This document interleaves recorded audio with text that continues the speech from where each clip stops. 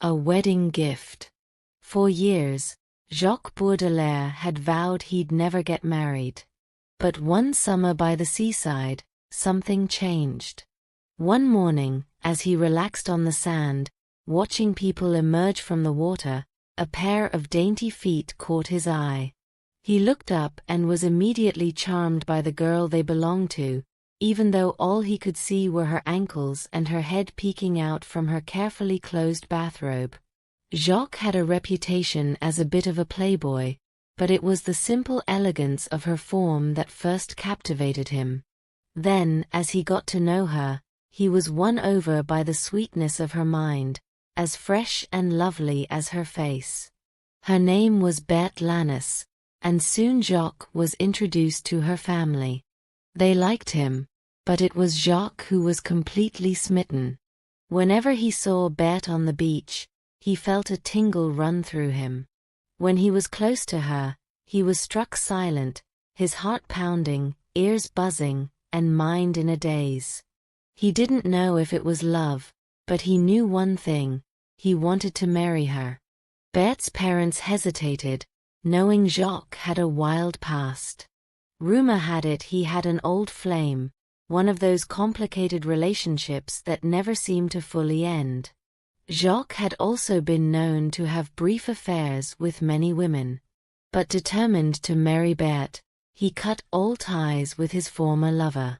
He even arranged for a friend to handle her financial support, though he refused to see her or open any of her letters.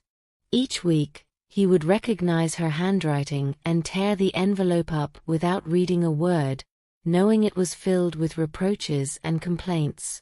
Still, no one believed Jacques could stay faithful, so the engagement was delayed until spring. Finally, Berthe's hand was granted, and they were married in Paris in early May. Instead of taking a traditional honeymoon, the young couple decided to spend their wedding night at her parents' house and head to the beach, where they first met, the next morning. That evening, during a small dance held in their honor, Jacques and Berthe snuck away to a quiet room decorated with bright silks, softly lit by a colorful lantern. The night was warm, and the air from the open window felt like a gentle caress. They sat silently, holding hands, sometimes squeezing them tightly, lost in their thoughts. Berthe felt overwhelmed by the enormous change in her life, but she was smiling, moved, and filled with a blend of joy, nervousness, and a sense of peaceful exhaustion. Jacques kept staring at her, smiling, but saying little, expressing his feelings through hand squeezes and the occasional whisper of her name.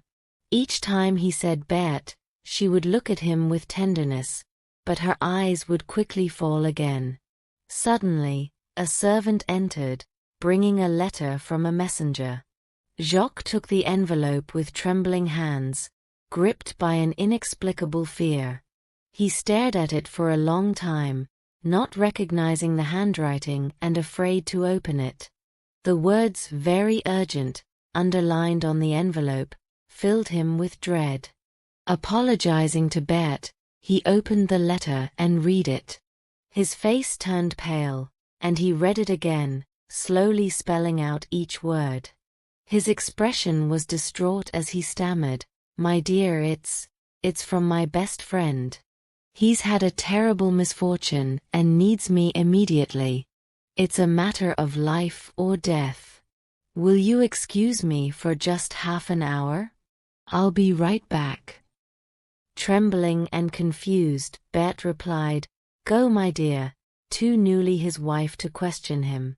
He quickly left, running down the stairs. Outside, he stopped under a streetlight and reread the letter. It said, "Sir, a woman named Ravit, who was once your lover, has given birth to a child she says is yours. She's near death and is begging to see you. I hope you will grant her this last request, as she is in great distress. Sincerely, Dr. Bonnat." When Jacques arrived at the hospital, the woman was near death. The doctor and nurses were working to keep her alive, but her life was slipping away. Ice packs were piled around her to stop the bleeding, and the floor was flooded with water and blood-stained cloths. In a small crib beside the bed, a baby was crying. Each time the child whimpered, the woman stirred in agony, her face pale and sunken. She recognized Jacques and tried to raise her arms, but they were too weak. Tears streamed down her face. Jacques knelt beside her, taking her hand and kissing it desperately. Gradually, he moved closer to her face, which twitched at his touch. In a faint voice, she said, "I'm dying. Please, stay with me until the end.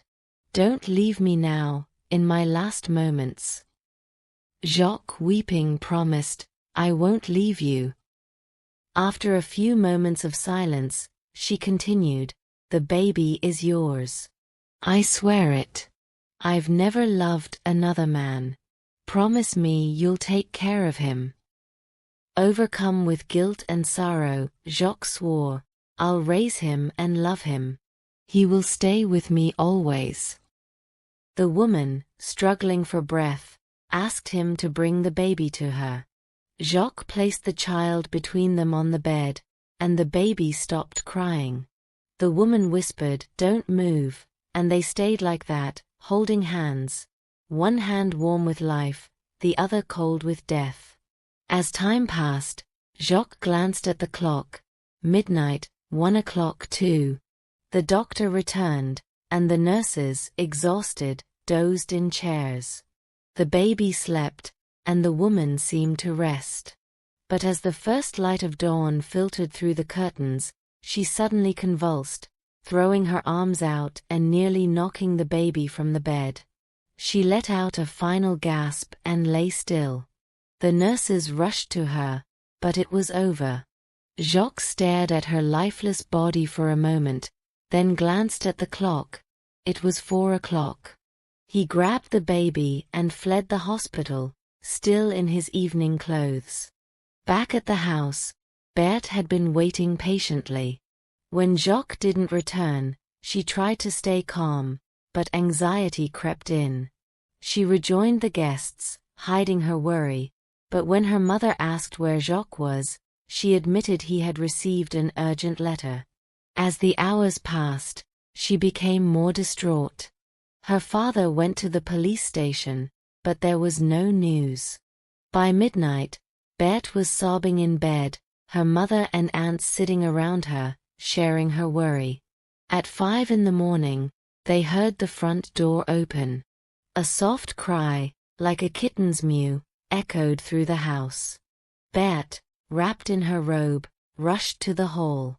There stood Jacques, pale and breathless, holding a baby. The women stared at him in shock, but Berthe, trembling, asked, "What is it? What's happened?" Jacques, still in shock, replied, I have a child. The mother died tonight." Without a word, Berthe took the baby, kissed him, and held him close. With tears in her eyes, she asked, "The mother is dead?" Jacques nodded. "Yes, just now. I didn't know. The doctor sent for me." Berthe, holding the baby tightly, said quietly, "We will raise him together." Thank you for listening. Like, subscribe, and share our channel MagicMingle with your friends to enjoy more magical stories.